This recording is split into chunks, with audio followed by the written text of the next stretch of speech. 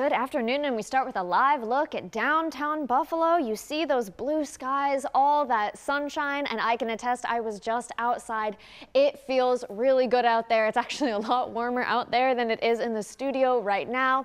That sunshine feels nice. We have a bit of a southeasterly wind, so that's also keeping it feeling pretty good. Welcome to Beyond the Forecast, your daily, almost daily weather show. I'm meteorologist Maroney. Hey, meteorologist Patrick Hammer here at the Hamburg Bureau, where, like you said, this is okay, there are two favorite types of weather for me. Okay. One is, I'll be the first to admit it, I love a good snowstorm. I love a good lake effect snow. I'm sorry, it's just me. I can't help myself, but that's what I love. The second is a day like today, okay? It is cobalt blue sky, gorgeous. total sunshine. It's beautiful. Yeah, you're just out there in a t-shirt. It's not too hot, okay? I don't really like the heat. Yep, exactly. And no humidity and no bugs yet. So this is kind of the perfect day, Lauren. And as you know, and as I'm going to share with you soon, I don't think we're going to string two of these together. I think this might be it. I think if you Right? want to count yesterday was pretty nice. We had that sunshine. Temperatures got into the 60s. So if you want to count yesterday, we did get 2 nice days in a row, just not so much tomorrow and the rest of the week. Yeah. All right. I'm going to give the forecast coming up. Why don't you quickly tell our viewers what you're going to be talking about coming up next? Yeah, so just kind of a brief breakdown of what we're going to be doing today. Patrick is going to give you an overview of the forecast, what we're going to expect this week. And then I'm going to talk a little bit about those kind of more wide sweeping weather systems, weather phenomenon that we tend to look at that can help us predict what things are going to look like, looking even further into the future. When you look at especially long range predictions like, oh, are we going to see more rain or less rain, above average or below average temperatures? How do forecasters know that so far in advance? These are the types of signals that we tend to look at. I'm going to break down how they develop and how we can kind of glean forecast information off of them.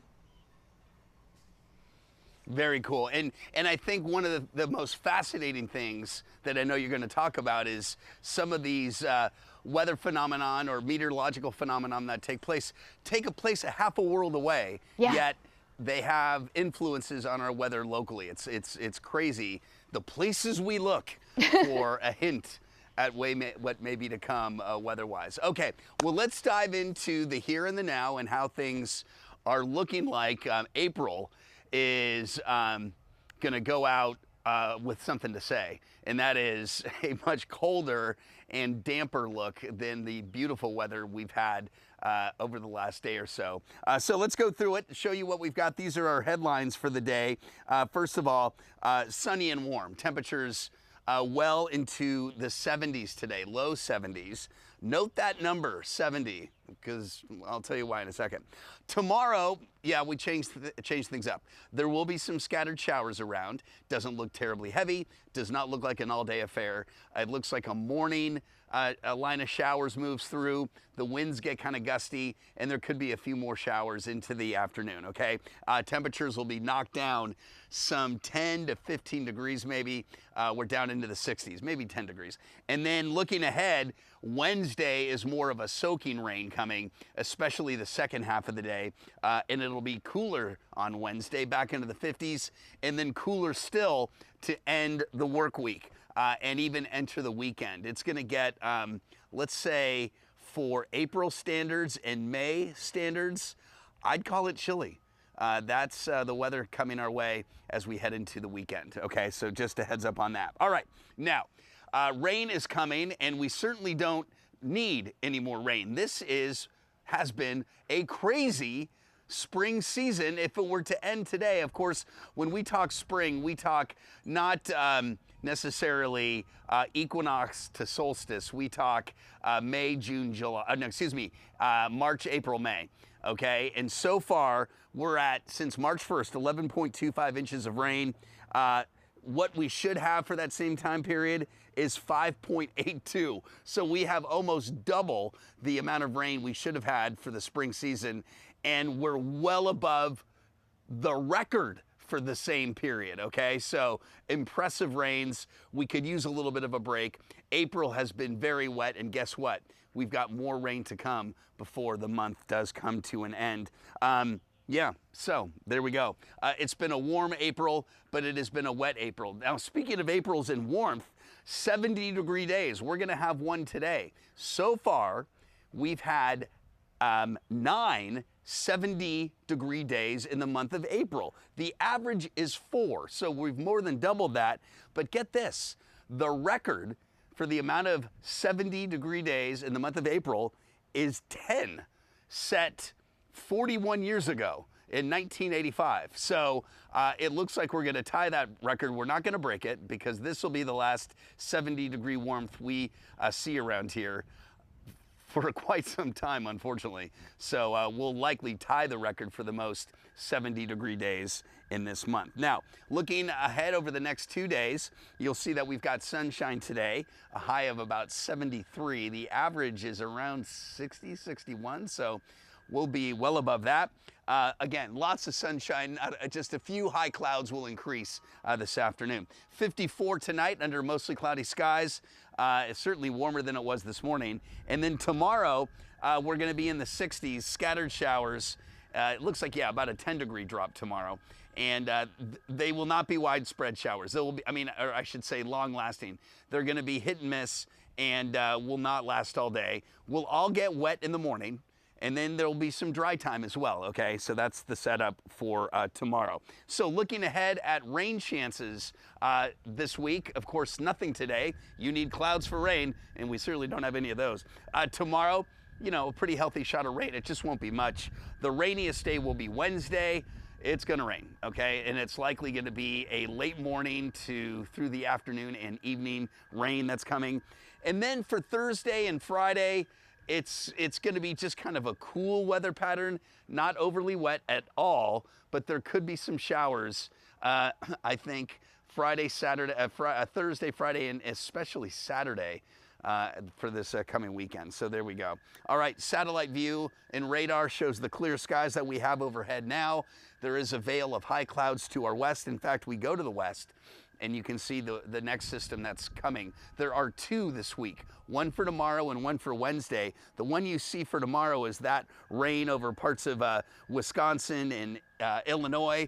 That will be here tomorrow, and that system will be weakening as it comes through. But what you don't see is the one behind it, because it hasn't formed yet. But when it does, it will bring more widespread rain, steadier rain, and that comes in on Wednesday. Okay, high temperatures today. This is a peek at your forecast. Numbers into the low 70s. Sunshine. Well, 75 Gowanda. Buffalo's at 73, as we've been showing you. A little cooler up in Wilson and Alcott along the Lake Ontario shore. 71 at the Falls. And Bradford, which started the morning at freezing, will hit 66, it appears, this afternoon. So there we go. Now, let's put future look in motion, and you'll see that we've got sunshine and high clouds. Do you remember when I mentioned there's no bugs? Okay, bees are starting to show up. What's up with that? Anyway, okay. Future look shows the dry weather, high clouds increasing, becoming cloudy tonight. There you see the showers for tomorrow. In the morning, a line of showers comes through, doesn't look terribly heavy, and then that passes with a few showers once again in the afternoon. So if you are going to the party on the plaza tomorrow for the Sabres game, or go to the viewing party at Canalside, there could be a few showers for the mid to late afternoon. Nothing that should keep you from going, but just a heads up as we celebrate, hopefully, the closing of the series as we romp the Bruins. There could be a few showers around, okay? Now as we take you into Wednesday, there comes the widespread rain coming in. It looks like the morning commute should be okay, but after that, the rain rolls in, and it will be a wet Wednesday. Solid rain. I think many areas could get upwards of 3/4 of an inch, maybe up to an inch of rain on Wednesday. And temperatures for Wednesday, as we look at the forecasts actually, we'll start with tomorrow. Wednesday will be in the 50s. Tomorrow will be in the 60s. So there's a peek at tomorrow's forecast. In terms of rain, this is our rainfall forecast. Notice that the Tuesday doesn't offer much maybe 1/10 to 2/10 of an inch, but then you add in Wednesday's rain, and many areas at an inch or an inch plus. Okay, so yeah, that's a sign of things to come for midweek. Now, also with that rain and with the series of fronts coming through, our temperatures are going to get knocked down day by day. As you can see, we're going to be in the 60s Tuesday. Wednesday, we're in the 50s, and in the 40s for highs to near 50 Thursday into Friday. And if we look at the long range charts, this is looking out 2 weeks. Look at all the blue. That is below normal temperatures that are likely. Remember, the average high right now is 60. So if we're below that, it looks like 50s, if not cooler, as we head into the first week of May and maybe the first or the second full weekend of May after Cinco de Mayo. So it's going to be a cool start to your May, at least the first week to 10 days. All right, for today, sunny skies, a high of 73, light breezes for tonight, increasing clouds, winds come up a little bit, and then for your day tomorrow, scattered showers, and it will be breezy tomorrow, I want to mention that, 64. Long range forecast, yeah, you'll see. It certainly starts a lot better than it finishes. We've got the showers on Tuesday, rain on Wednesday, Thursday, Friday, and Saturday. Not a washout, just a few showers around, but notice Saturday, if you look closely for the southern tier, Lauren, we've added a little snowflake. I would not be surprised if there's at least a rain or snow mix, if not some snow showers over the weekend in the hills of the southern tier. Welcome to May. Oh, I thought we were done with the snow, Patrick. I've really been looking forward to saying goodbye to that for a while. Yeah, me too. I hear you. All right, coming up next, Lauren is going to talk all things teleconnections. Woo!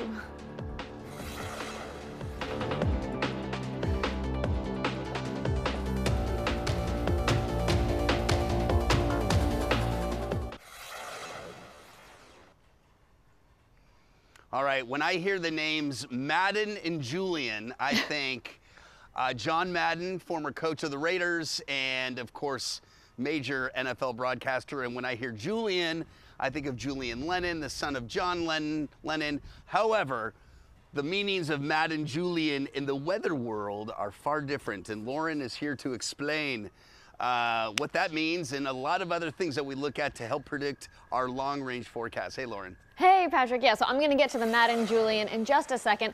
I wanted to start with probably the one most people are familiar with. You've at least heard of it, El Nino. So let's kind of take a look at what typically is going on in the Pacific. That's what El Nino kind of has to do with differences in water temperatures in the Pacific Ocean and just the repercussions across the globe. So normally we have the trade winds. They go from east to west, and they create a little bit of displacement of the water around South America. So you get a bit of upwelling. That's when that colder water that is below rises to the surface because those winds are displacing that warmer surface water. So that's what it would typically look like. Now, in an El Nino year, those trade winds weaken a lot, and what you get is that warmer water isn't getting displaced, and you have a much warmer Pacific Ocean. So it's called El Nino actually because it typically peaks in December. So the full name, what the fishermen hundreds of years ago would call it, is El Niño de Navidad, which is basically the Christ's birthday because it's in December. But there is a counterpart to El Nino, which is La Niña. There was some debate over what they would call it. Some people wanted to call it El Viejo, which is the old man, but La Niña is the one that kind of caught on, and that is when those trade winds actually get stronger. So what happens there is you have more displacement, more of that warm water is being pushed off to the west, so more cold water comes up, and you have a much colder Pacific Ocean. So what does that mean for us here? So when it's an El Nino year, basically what that does is it pushes up that Pacific jet stream, so you have much wetter weather across pretty much the entire south of the country, the southwest, through the southeast, but it's a bit drier in the Midwest, and that warmer air is able to come further south, so our northern states do get a bit warmer because we have that Pacific jet further north. The polar jet is also further north, so that's not bringing down those cooler temperatures, and you have a pretty persistent low pressure kind of off to our west.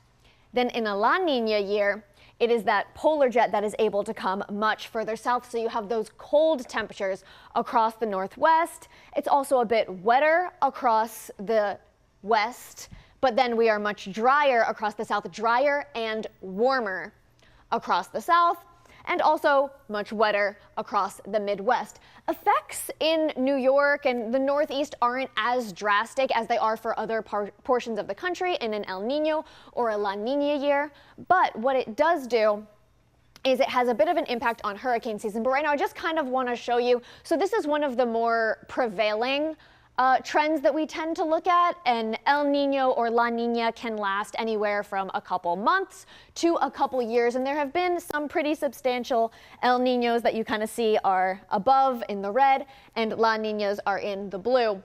And they persist, and one of the effects that it does have is on our hurricane season. There we go.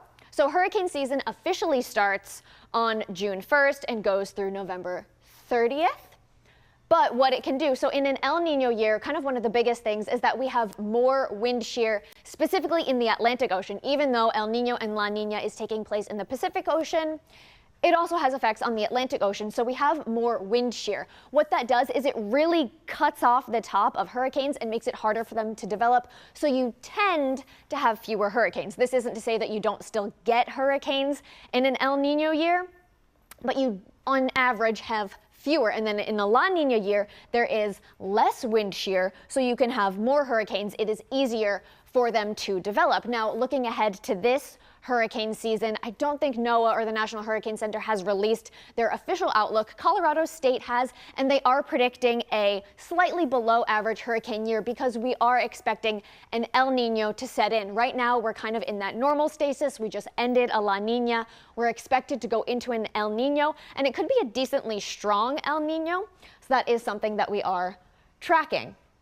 Now, Patrick brought up the Madden-Julian oscillation. That is something that takes place around the equator, where you basically have these two distinct dipole areas. One where you have very, very wet conditions. There is a lot of instability, a lot of rising air, so you have a lot of precipitation to go along with it.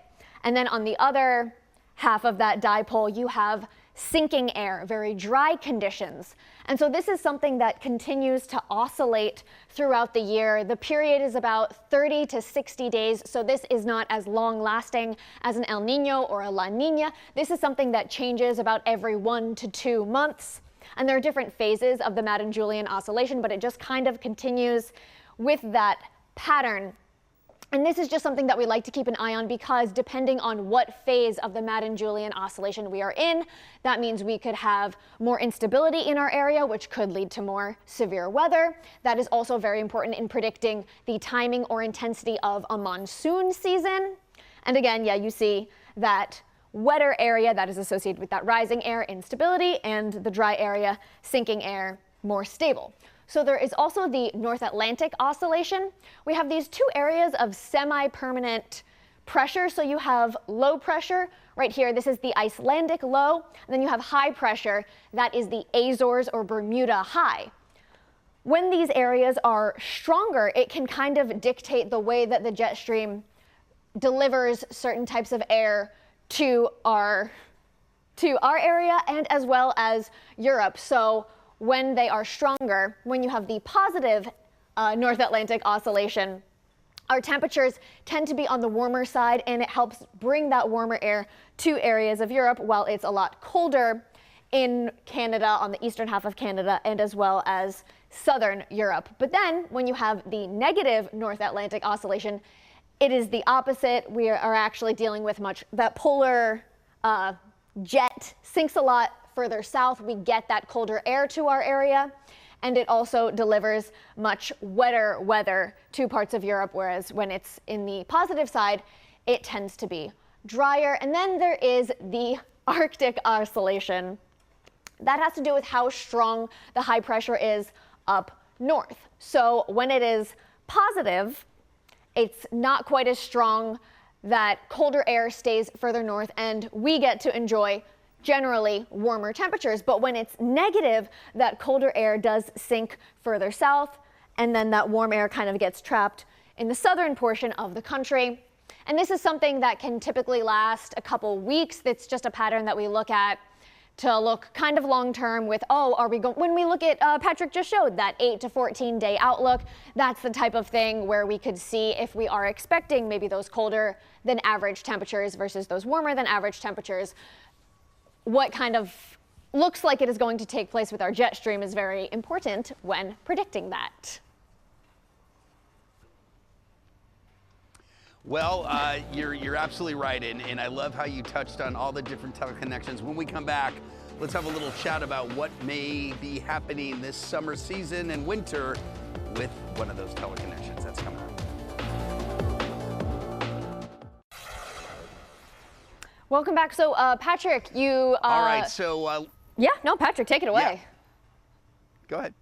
No, I was just going to say you... I was... No, you go. Go ahead. Go. Okay. Okay. For those at home, there's a little bit of a delay between the broadcast studio downtown and here in Hamburg. So that's why sometimes we inadvertently talk over each other, which for me happens in normal conversation with everybody anyway. I was fascinated by what Lauren was talking about with especially El Nino, La Nina. We touched on it on Friday, right? Remember, if you were with us, we talked about the forecast for El Nino, and this one is expected to be a very strong El Nino. We don't know yet. You got to really get into the summer months before you can really gauge the strength of an El Nino. However, if this is a super El Nino, we had one in 15, 16, and then I'll never forget, I was growing up in California in 82 and 83. Not much of it was known yet, but there's a huge link to El Ninos across the West Coast. There was copious amounts of rain, 97, 98. It was the headline for months and months in California because of all the rain that came and the mountain snow, which was a good thing. The correlation here, not always as strong, but Lauren, as you've been reading and studying yourself, we could be on tap for a super El Nino. Yeah, and you were highlighting those years, and those absolutely correlate to those strong El Ninos on this chart right here, that 15, 16, that 97, 98. Those are just those years where you have those super El Ninos. They are projecting a strong one for this summer, but again, we are going to have to wait and see for that. Thank you so much for tuning in to Beyond the Forecast. We will be back on Wednesday with me and Jen.